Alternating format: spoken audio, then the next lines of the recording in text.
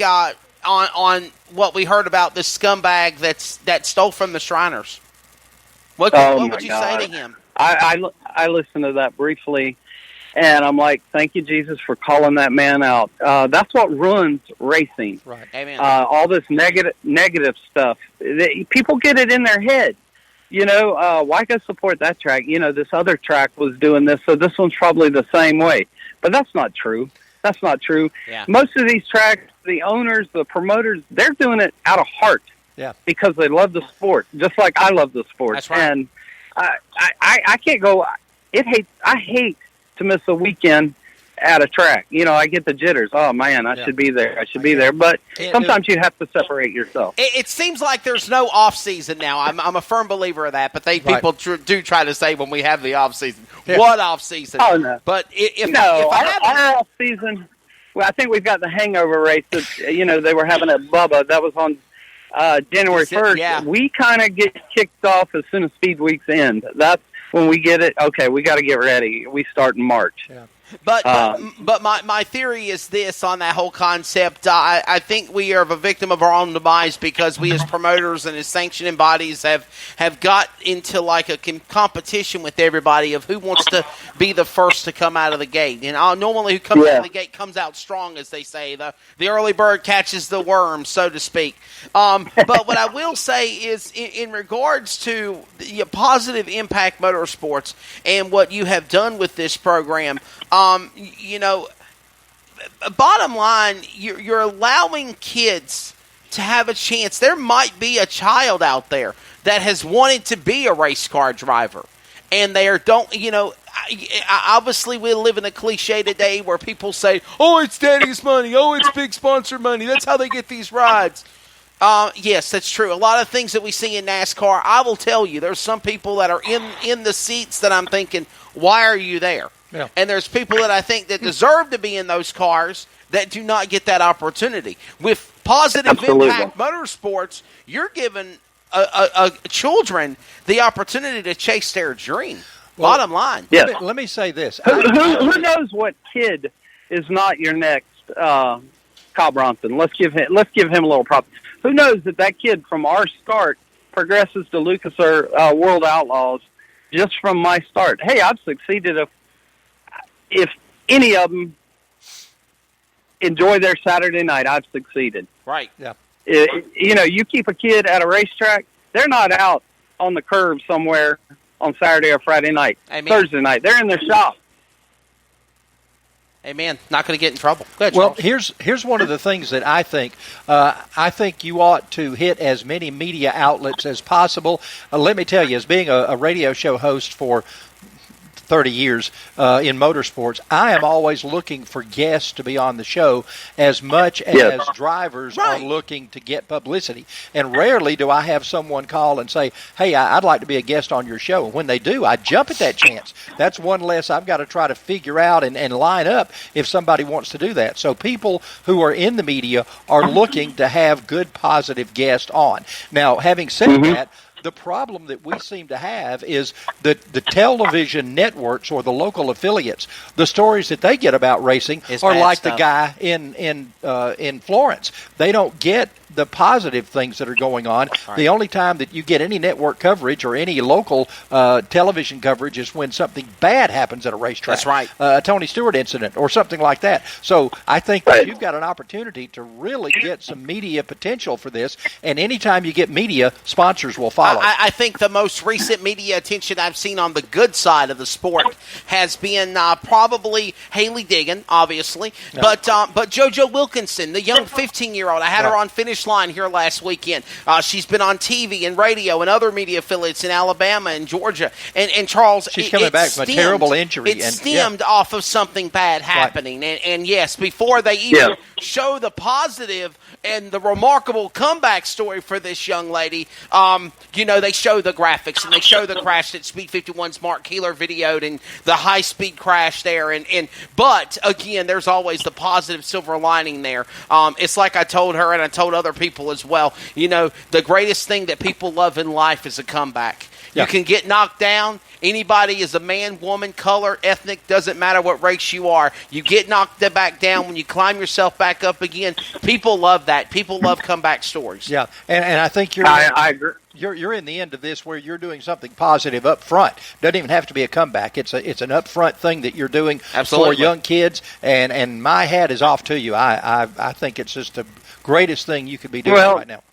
It's my way of just showing that we care about this sport, and we want this sport to go on just as long as we can keep it going. I mean, there is nothing better than a Saturday night at a local racetrack. That's right. Or the anticipation of leaving on a Thursday to go do a two-day show, up north from here. Let me tell you. Yeah, we're always up north. I'll have to tell you my Volusia story.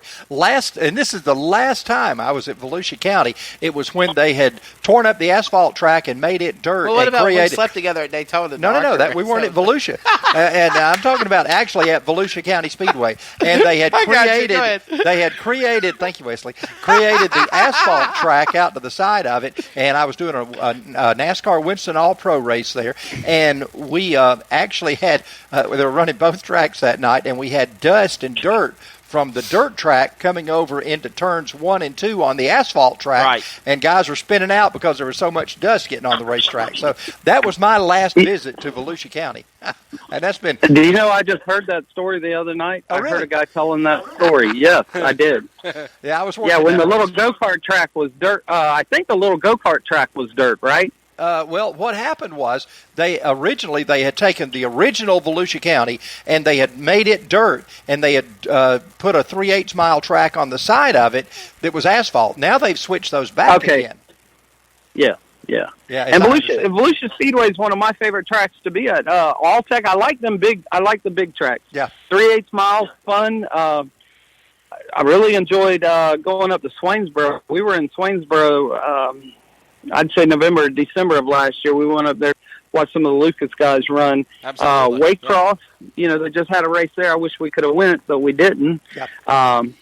But by far, Volusia is my favorite. Yeah, when you good conquer Volusia, you've done something. Yeah. Good racetrack, no question. Well, yes, it is. Donald McCormick, thank you so much, buddy, for joining us. We got to get off the air here and now hook up with my friend Mike Neff with another positive thing for racing, the Brotherhood Foundation. We're going to talk with Mike Neff about that here in just a moment. But real quickly, thanks for being on Finish Line. How can they follow Positive Impact Motorsports? Go like and share my page, Positive Impact Motorsports. Kids that are interested, there's information on that page. Send me some letters. Get it to me. I've got a bunch of them now, but get it to me. It's going to happen. So I got one more final question for you, Donald McCormick. Now, are you just doing things with like U cars, or can it be U cars? Can it be modifieds? Can it be super late models, pro late models, crate cars? No, right now, because this is what we excel in, we're doing thunder stock. Or what you call or what you call the enduros. Right. Now next year we're diving in. My son and my partner, we're going to try the 602 late model and see how that goes. I don't know if you know this or not, but they just chimed in a few minutes ago. Shout out to Kim and Tom Lowry from Southern Raceway in Milton, Florida. Awesome people. I do a lot of voiceover work, and last time I announced down there was back in March for the Gator Dirt Nationals. But Kim and Tom kind of do something similar. Donald, they actually have these old beat-up race cars or beat-up cars, Packer cars, and they let the kids from the different schools come in and they paint the cars. And what they plan on doing at the end of the year is like have a kids race. They're going to have one kid from each school be chosen to come out there, and obviously not going to beat and bang and crash and smash and do like race car drivers do, but go out there and have like 5 laps running around the racetrack and maybe kind of like say, hey, the first guy to pass the guy at first wins, and then the kids might decide to break into racer mode. I don't know, but it's a start. I think it's great. That may be the thing that gets that kid that says, you know what, I really want to do this. That's right. I want, anything that can put that incentive in a kid. That's where we got to start. The youth of today is where everything counts. We've got to keep it going forward. Absolutely. Well, parents are always asking me, and kids sometimes ask me, how do I get started in racing? And I say, just show up. Go up to somebody's pit stall and just stand there. And eventually somebody's going to say, hey, kid, roll that tire over here. That's Next thing you know, you're on a team. I mean, just show up and be there. Definitely. Do you know any racer that wouldn't take a kid in and say, hey, look, you want to look? Here, let me show you this. There's not a racer in the world that I know of that wouldn't let a kid, here, you come look at my stuff.